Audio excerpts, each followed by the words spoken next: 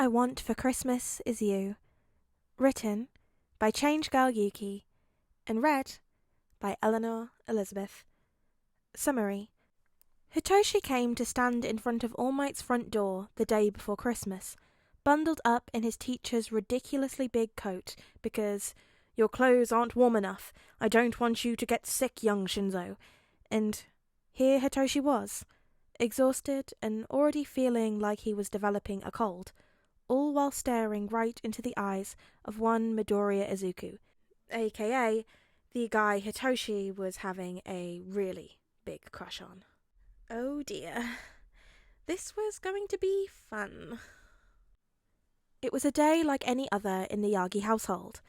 Well, as much of a usual day as it could possibly be for a household that had Midoriya Izuku, aka the living trouble magnet, living in it. Izuku still couldn't believe that Yagi Toshinori had adopted him after Izuku's mother Inko had died from a sudden stroke a few months ago.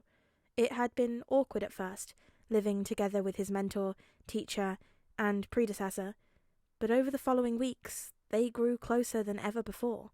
There were times when Izuku would feel like he was drowning in grief, or times where he was hurting, and Toshinori would always be there for him.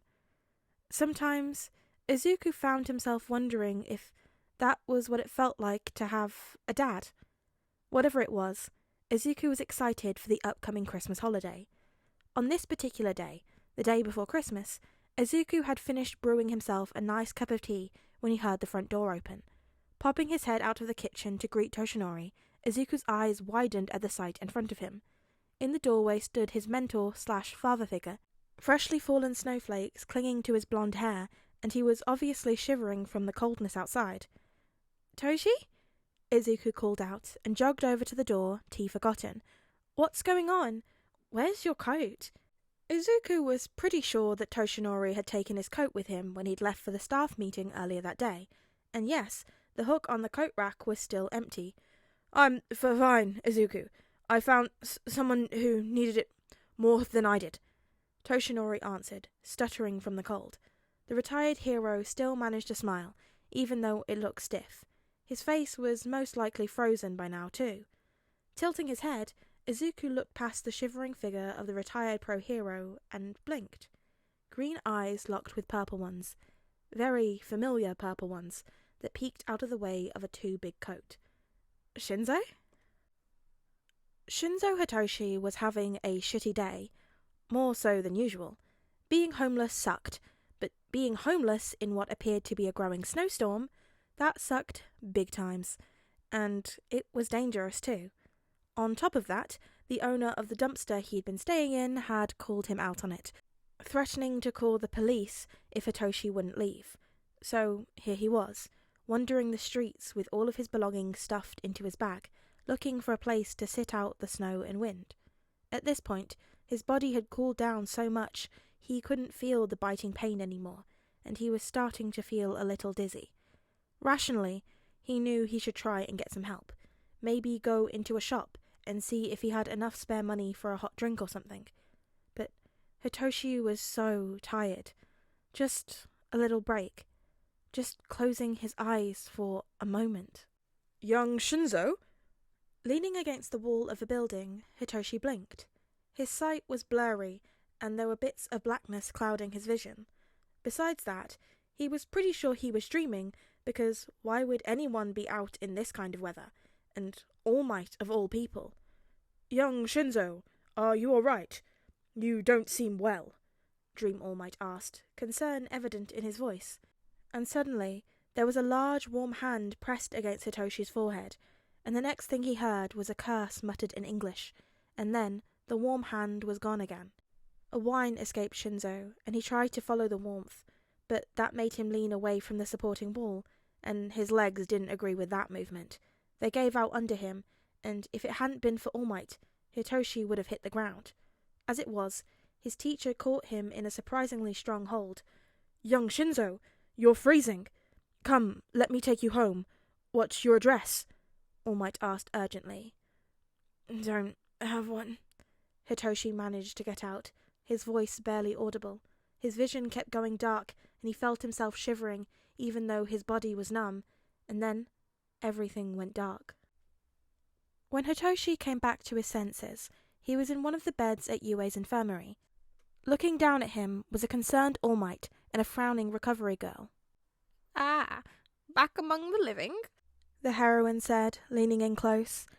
It was then that Hitoshi noticed the thermometer sticking out of his mouth.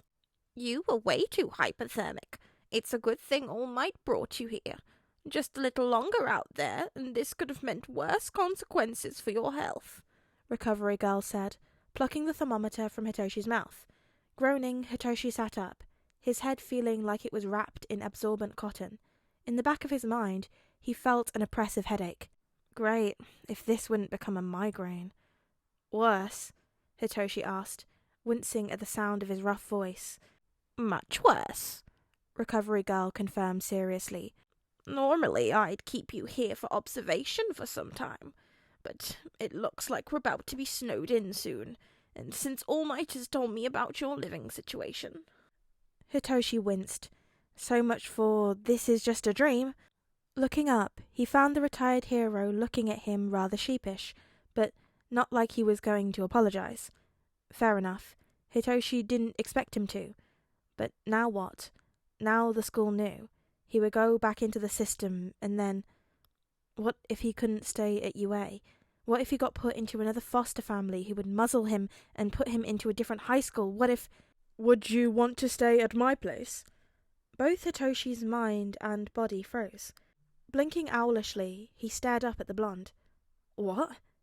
All Might scratched the back of his head. "If you want to, I don't mind, and Midoriya wouldn't either.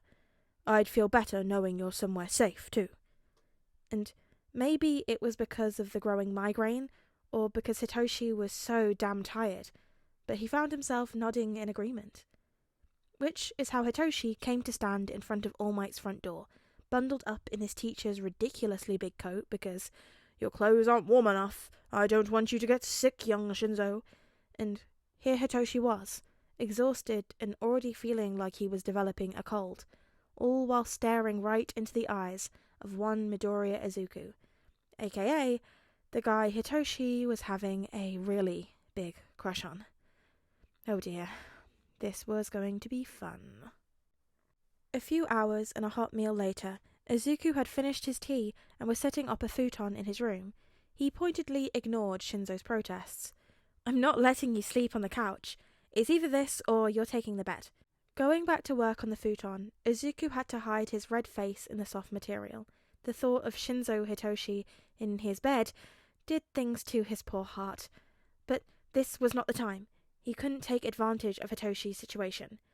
"Futon's fine," Hitoshi hastily replied, obviously not wanting to get back into the argument they had about this particular question just a few minutes ago. "But does it have to be in here?" Izuku froze. Slowly, he turned around to face Shinsou. "What?" Izuku was speechless. His heart, which had just been pounding with excitement, now froze into a painful lump of ice. Of course. Why would Shinsou want to share a room with Izuku of all people?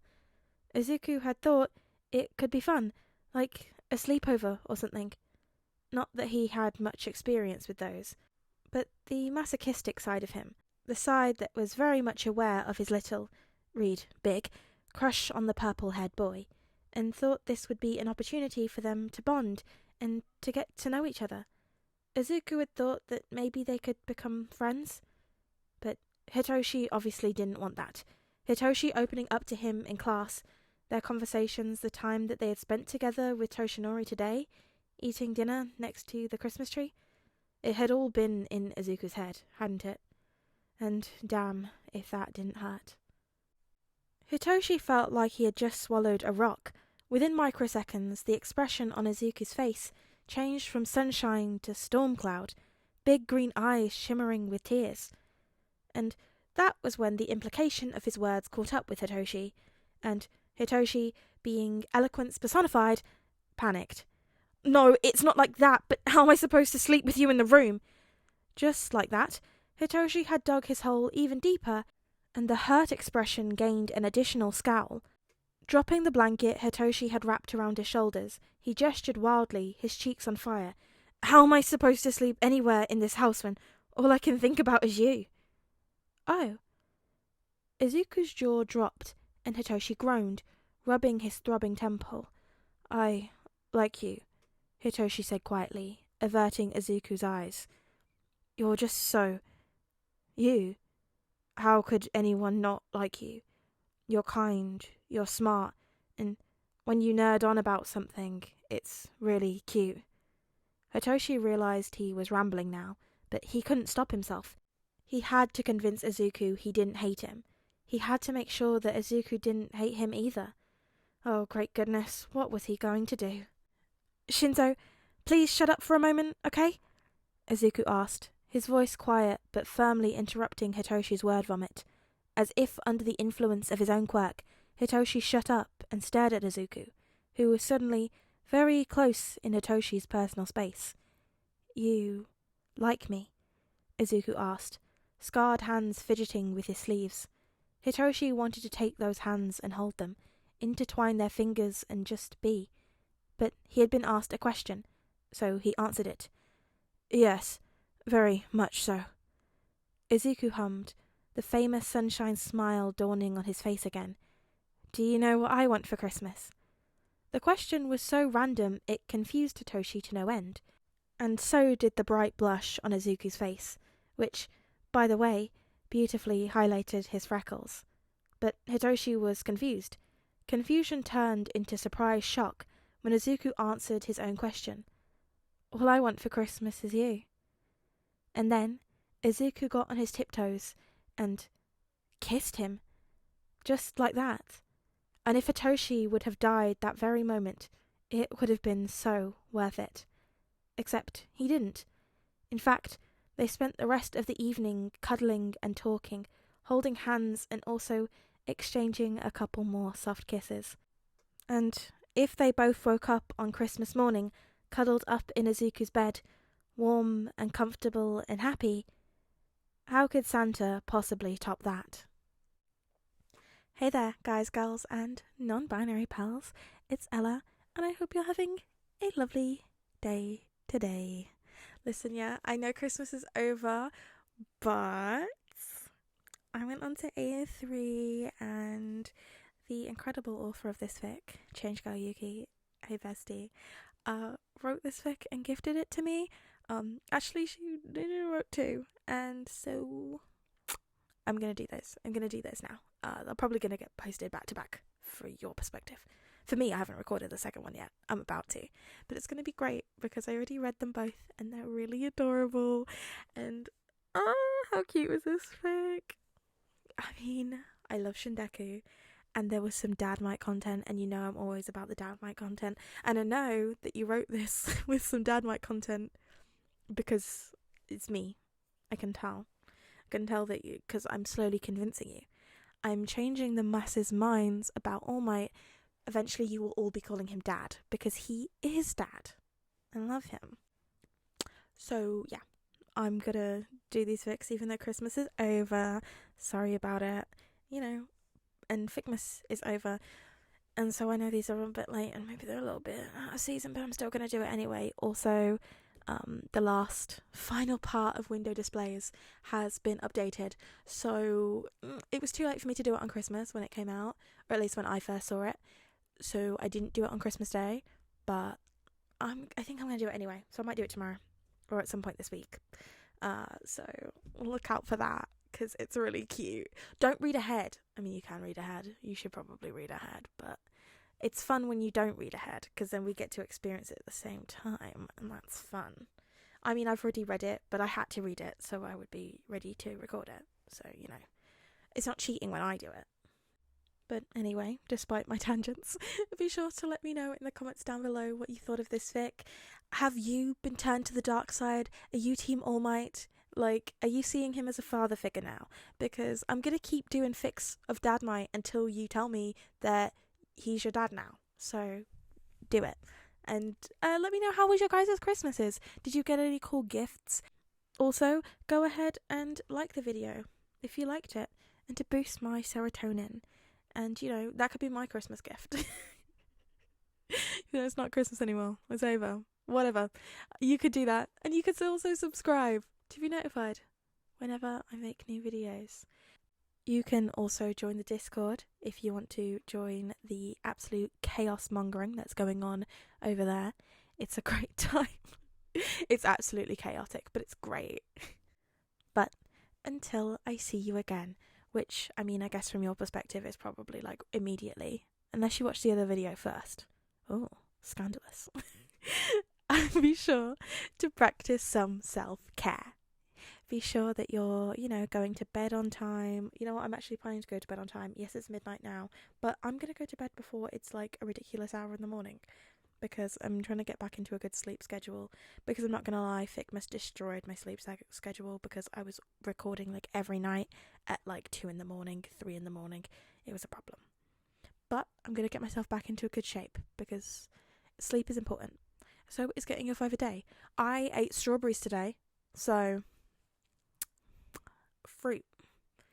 They were large and quite delicious. So you should also do that. You should also drink water. I've got water right here. I've been drinking the whole time recording, because I'm really good at hydrating actually, because I have to record a lot. And every time I record, I always like fill a water bottle up, and I always finished it by the time that I finish recording. So you should drink water too, because this is a threat. If you don't, I'll have to fight you. And you don't want to be fighting me. I'm great at fights.